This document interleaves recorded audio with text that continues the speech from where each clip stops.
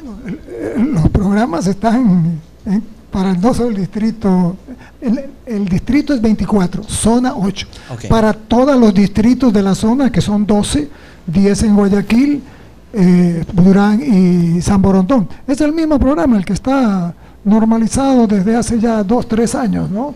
Con sus planes de estudio, en un proceso de los iniciales, de la básica, que llamamos de básica inferior, básica media y básica superior, y los bachilleratos, ¿no? Nosotros no tenemos ningún problema en ese sentido. Lo planificado en cuanto a las planes de estudio, por la redundancia, va marchando, ¿no? Eso no es problema. Sí. Acordemos que coeducamos, ¿no? Coeduca los profesores, el staff académico y los padres de familia.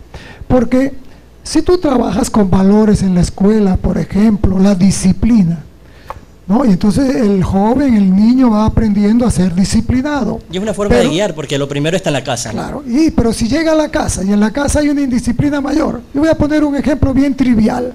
Si aquí le enseñamos al niño, al joven, que el papel, la basurita, la bote en el tacho de basura, ¿no?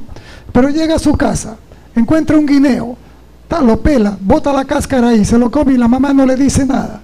Lo que yo estoy construyendo aquí, no lo están destruyendo acá. Por no poner ejemplos de que si le estoy diciendo no consuma droga, pero aquí consumen droga, se puede imaginar que...